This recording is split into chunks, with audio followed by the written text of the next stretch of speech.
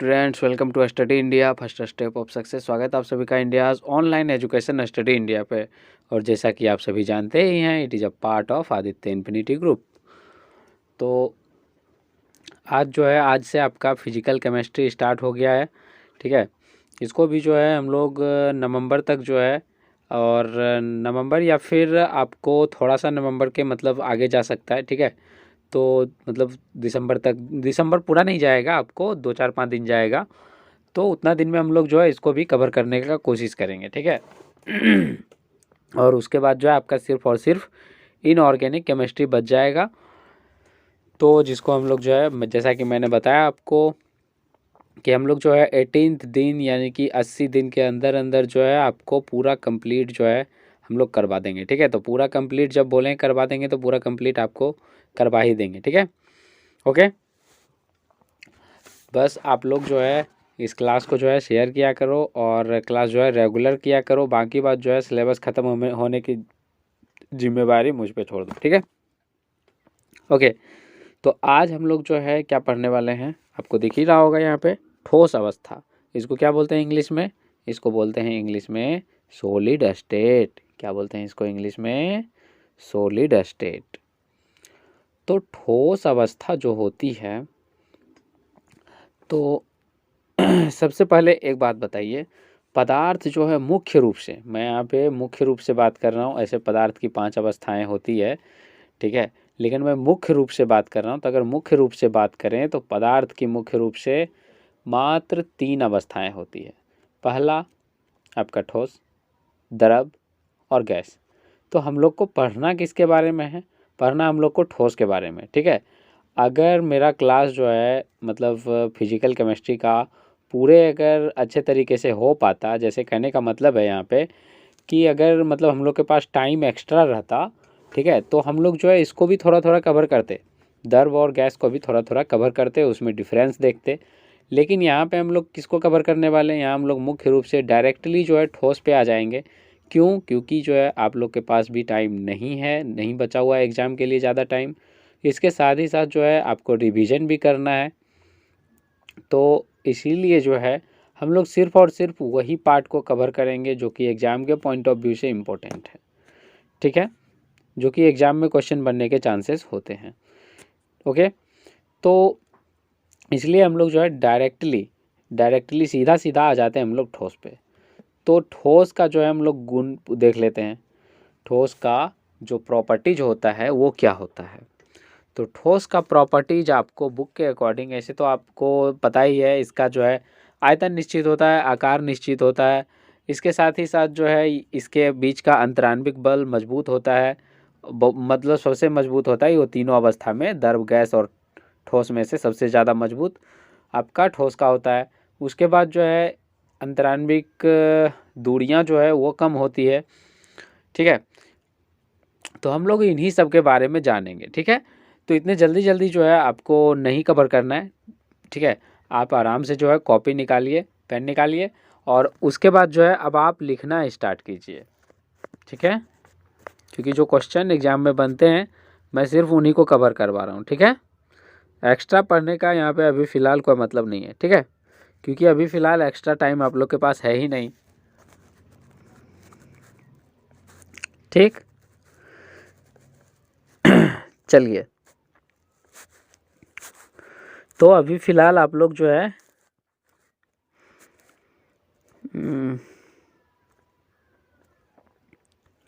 हाँ चलिए लिखिए, ठोस के गुण देके डैश दीजिए। ठोस के गुण लिख करके डैश दीजिए। लिखिए, ठोस का निश्चित द्रव्यमान, निश्चित आयतन और निश्चित आकार होते हैं। ठोस का निश्चित द्रव्यमान, निश्चित आकार और निश्चित आयतन होते हैं। ठोस का निश्चित द्रव्यमान, निश्चित आकार और निश्चित आयतन होते हैं।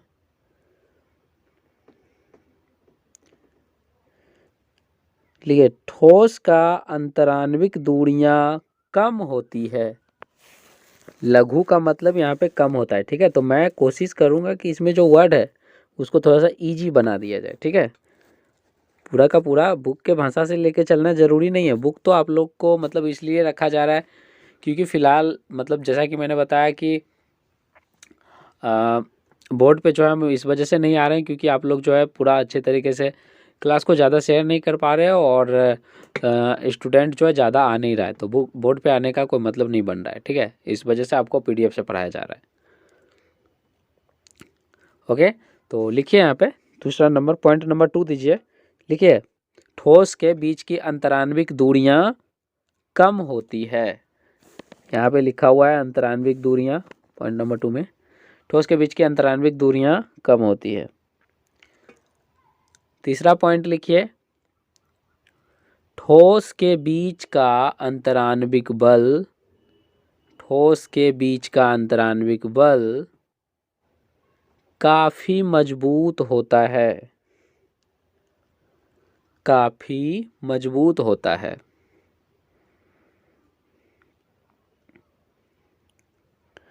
उसके बाद आप लिखिए चौथा नंबर, लिखिए चौथा पॉइंट, इसको हम लोग डिस्कस करेंगे। ठीक है, लेकिन थोड़ा सा रुक जाइए, पहले चौथा पॉइंट ये लिख दीजिए आप। चौथा पॉइंट में लिखिए आप, ठोस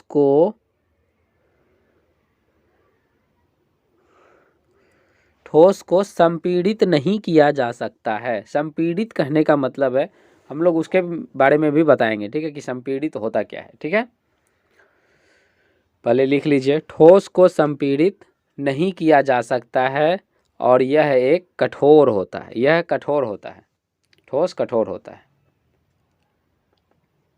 ठोस कठोर होता है। अब संपीड़ित किसको बोलते हैं? संपीड़ित किसको बोलते हैं? संपीड़ित कहने का मतलब है किसी भी चीज़ को दबाना। ठीक है, अब जैसे कि मान के चलो आपके घर में जो गैस का सिलेंडर है, तो उस गैस को जो है संपीड़ित करके पूरा जो है उसमें भरा जाता है। ठीक है, गैस को संपीड़ित करके उसमें भरा जाता है, तभी तो आप जैसे ही मतलब उसका प्रेशर जो है काफ़ी ज़्यादा रहता है। संपीड़ित करने का मतलब उसका दबाव जो है काफ़ी ज़्यादा रहता है, यानी काफ़ी दबा हुआ रहता है। और इसी वजह से जैसे ही आप जो है सिलेंडर खोलते हो, सिलेंडर जो है जैसे ही खुलता है तो गैस क्या होता है, ऊपर आने लगता है फटाक से। ठीक है, क्योंकि उसका संपीड़ित जो है उसको जो है कहीं ना कहीं जगह मिलने लगता है और वो जो है ऊपर की ओर आने लगता है। ठीक, वो संपीड़न के कारण होता है, संपीड़ित होने के कारण। ठीक है तो ठोस को जो है संपीड़ित नहीं किया जा सकता है, द्रव को भी संपीड़ित किया जा सकता है। ठीक है, लेकिन ये क्या बोलते हैं, द्रव को मतलब उतना भी ज़्यादा संपीड़ित इसको भी हालांकि नहीं किया जा सकता, लेकिन ठोस को बिल्कुल भी संपीड़ित नहीं किया जा सकता क्योंकि ये कठोर होते हैं। ठीक है, क्वेश्चन आपसे पूछा जाता है, क्वेश्चन आपसे पूछा जाता है कि ठोस कठोर क्यों होते हैं, तो सिंपल सा जवाब आप वहाँ पे लिखिएगा कि ठोस कठोर इसलिए होते हैं क्योंकि उसे संपीड़ित नहीं किया जा सकता है, इसीलिए ठोस कठोर होते हैं। ठीक है, तो ठोस का गुण आपको पता लग गया। ठीक है, दूसरा क्वेश्चन आपसे पूछा जाता है, सबसे पहले ठोस को कितने भागों में बांटा गया है? ठोस को मुख्यतः कितने भागों में बांटा गया है? तो ठोस को मुख्यतः 2 भाग में बांटा गया। पहला आप लिखिए क्रिस्टलीय, क्रिस्टलीय, रुक जाइए, चलिए यहाँ देखिए, ठोस को मुख्यतः 2 भाग में बांटा गया, पहला क्रिस्टलीय और दूसरा आपका अक्रिस्टलीय। पहला क्रिस्टलीय और दूसरा आपका अक्रिस्टलीय। ठीक है, ठोस को मुख्यतः 2 भाग में बांटा गया है। ठीक है, अब हम लोग जानेंगे कि क्रिस्टलीय ठोस और अक्रिस्टलीय ठोस में क्या अंतर होता है। ठीक है, ये भी क्वेश्चन आपसे पूछा जाता है, तो आप जो है एक तरफ क्रिस्टलीय एक तरफ अक्रिस्टलीय लिख दीजिएगा। ठीक है, आप तो चाहे तो मतलब इसको देख के भी लिख सकते हो पूरा का पूरा। ठीक है, लेकिन इसको देख के लिखोगे तो आपको याद नहीं होगा। ठीक है, आपको याद नहीं होगा क्योंकि देख के लिखने से अच्छा है कि उसके बारे में समझ लिया जाए।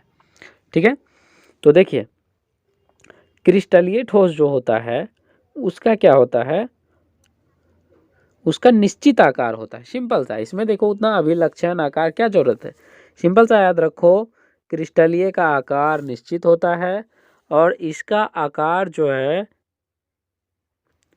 अनिश्चित होता है, ठीक है, इसका आकार अनिश्चित होता है।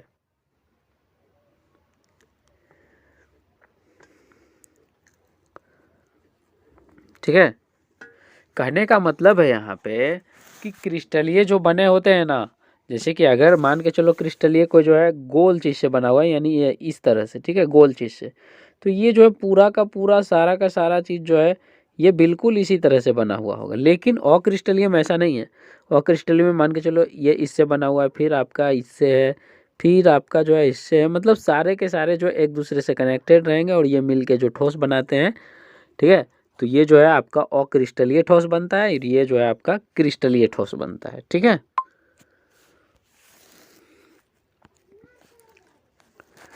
दूसरा पॉइंट लिखिए आप, आकार के बाद दूसरा पॉइंट लिखिए,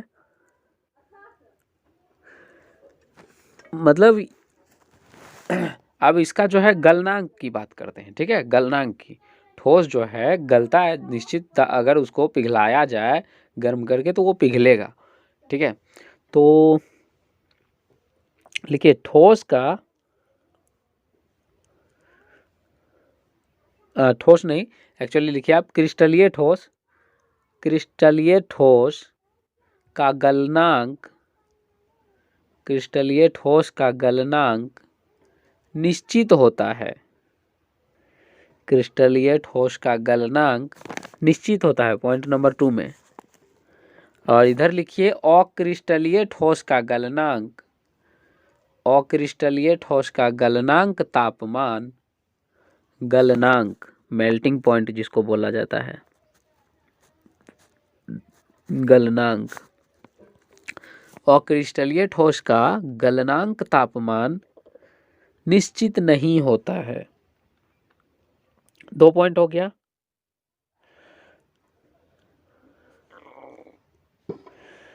तीसरा पॉइंट लिखिए, तीसरा पॉइंट लिखिए, क्रिस्टलीय ठोस को, क्रिस्टलीय ठोस को तेज धार वाले औजार से काटने पर, तेज धार वाले औजार से काटने पर यह समान रूप से 2 भाग में बंट जाता है। यह समान रूप से 2 भागों में बंट जाता है।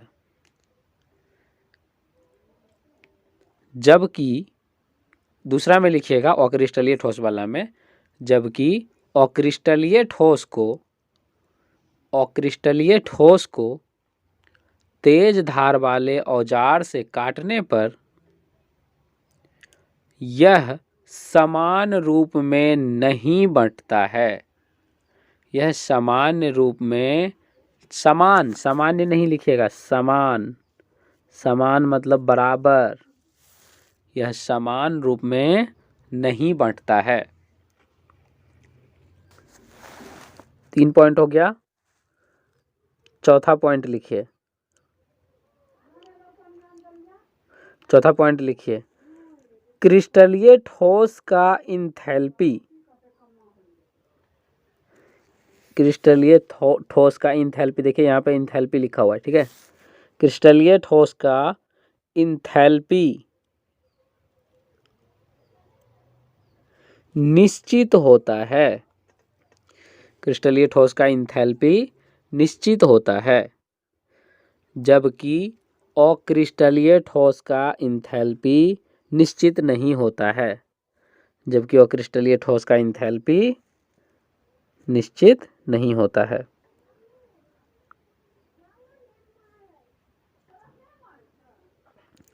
चलिए अब देखिए इसका प्रकार यानी प्रकृति की बात की। लिखिए क्रिस्टलीय ठोस की प्रकृति, अगला पॉइंट, नेक्स्ट पॉइंट, 5वां नंबर पॉइंट दीजिए, क्रिस्टलीय ठोस की प्रकृति, क्रिस्टलीय ठोस की प्रकृति विषमदेशिक प्रकृति की होती है। क्रिस्टलीय ठोस की प्रकृति विषमदेशिक प्रकृति की होती है, जबकि अक्रिस्टलीय ठोस की प्रकृति, जबकि अक्रिस्टलीय ठोस की प्रकृति समदेशिक प्रकृति की होती है।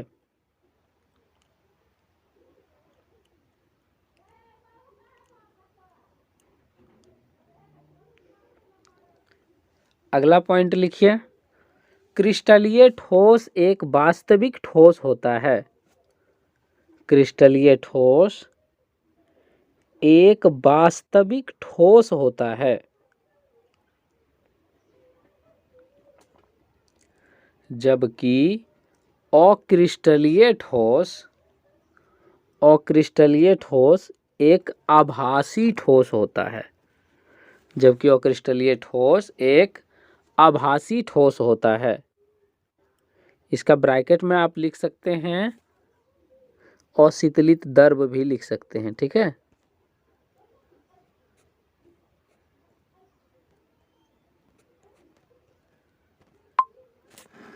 ये देखिए यहाँ पे लिखा हुआ है ना, अति शीतलित है, अशीतलित नहीं, अति शीतलित द्रव, ठीक है, अति शीतलित द्रव। ये देखिए यहाँ पे है अति शीतलित द्रव, ठीक है, हो गया।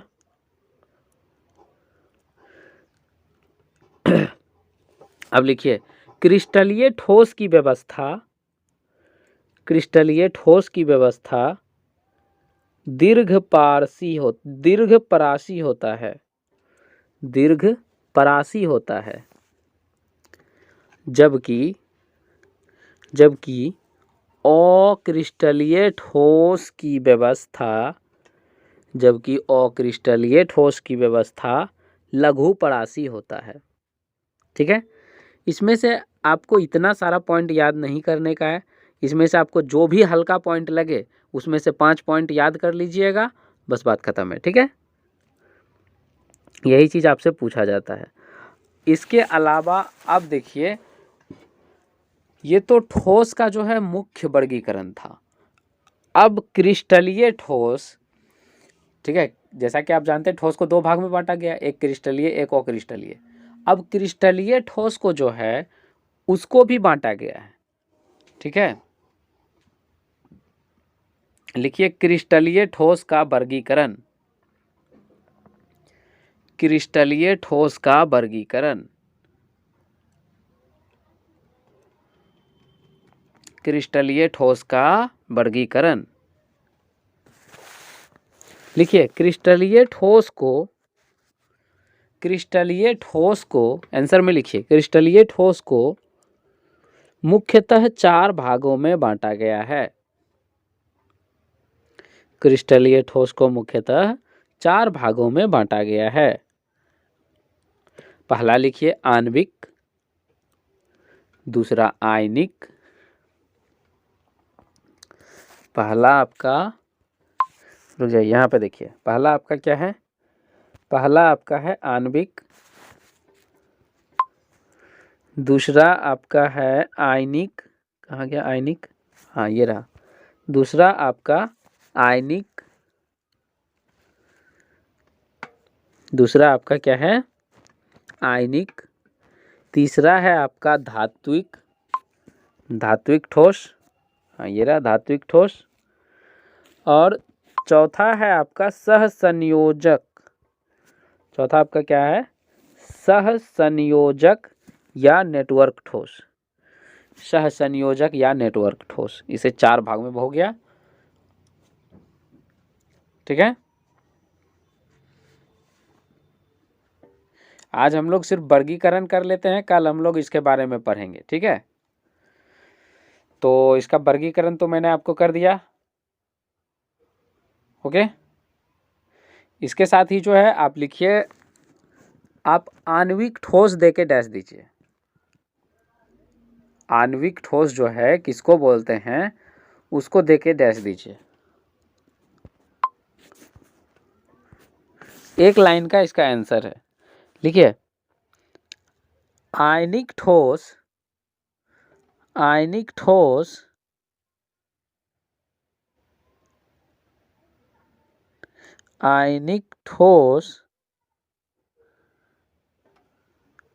का अवयव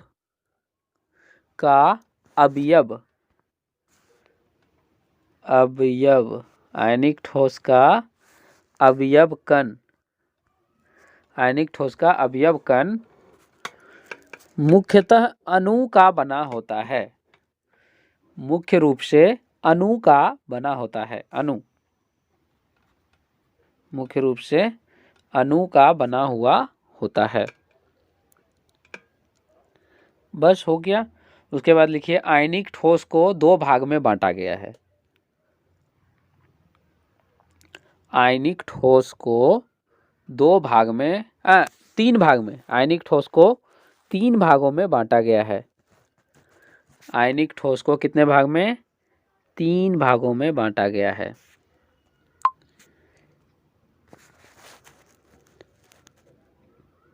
पहला आपका लिखिए ध्रुवीय। आयनिक ठोस को कितने? तीन भाग में बांटा गया। एक नंबर दे के लिखिए ध्रुवीय ठोस। दो नंबर दे करके लिखिए अध्रुवीय ठोस।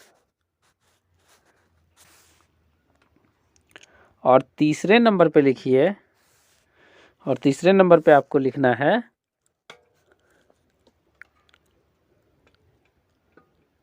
तीसरे नंबर पे क्या लिखना है आपको? हाइड्रोजन आयनिक। ठीक है, तीसरे नंबर पे हाइड्रोजन आणविक ठोस। हाइड्रोजन आणविक ठोस।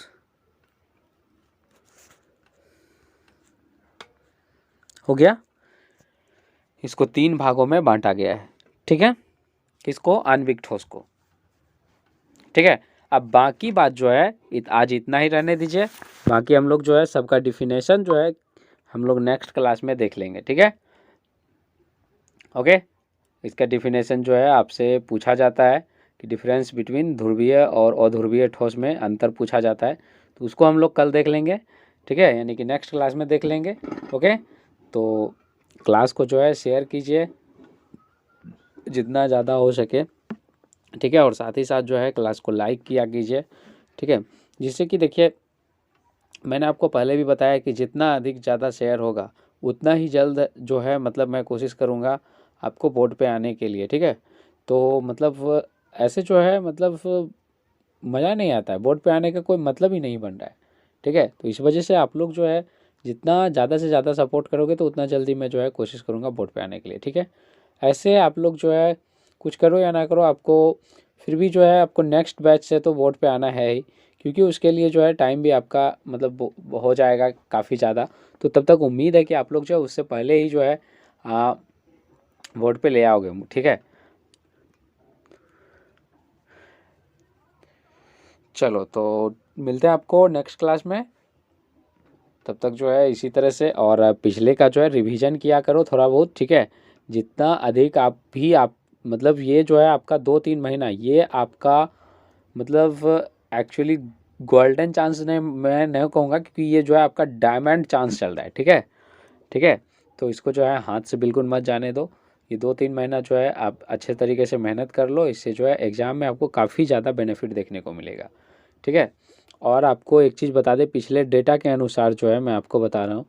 ठीक है, चूँकि यहाँ पे मतलब अभी मेरे चैनल पे जितने भी सब्सक्राइबर हो आप लोग, ठीक है, तो वो ज़्यादा से मतलब सबसे ज़्यादा जो है बिहार बोर्ड के हो।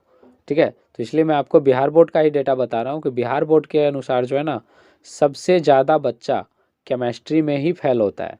ISC का आप जो है एक बार रिजल्ट देख लो। ठीक है, तो इसीलिए जो है मैंने केमिस्ट्री को डिसाइड किया था, और इससे पहले भी जो है मतलब मेरा मेन मोटिव ही केमिस्ट्री था पढ़ाना। ठीक है, तो इस वजह से जो है आपको इतने अच्छे तरीके से जो है केमिस्ट्री पढ़ाया जा रहा है, बताया जा रहा है पूरा एक एक टॉपिक करके, तो इसको जो है शेयर किया करो। ठीक है, जिससे कि ज़्यादा बच्चे तक पहुंच सके। ओके, और बहुत ऐसे बच्चे होते हैं जो कि मतलब मजबूरी में मतलब पढ़ नहीं पाते हैं ट्यूशन। ठीक है, आपको मतलब जान के अजीब लगेगा कि आपको मतलब बहुत ऐसे बच्चे मिलेंगे जो कि ट्यूशन बिल्कुल पढ़ ही नहीं पाते हैं। ठीक है, 2-3 महीना के लिए जो है ट्यूशन उसको पढ़ाया जाता है, 4 महीना के लिए, तो उसमें वो क्या कर पाएंगे। लेकिन यहाँ पे आपको 2-3 महीने के अंदर ही जो है मैं आपको पूरा कोर्स जो है वो आपको डिज़ाइन कर चुका हूँ और पूरा जो है उसी तरीके से ख़त्म करने वाला हूँ। तो आप लोग क्लास को शेयर किया करो। ठीक है, ओके, मिलते हैं आपको नेक्स्ट क्लास में। तब तक के लिए bye bye and have a nice day.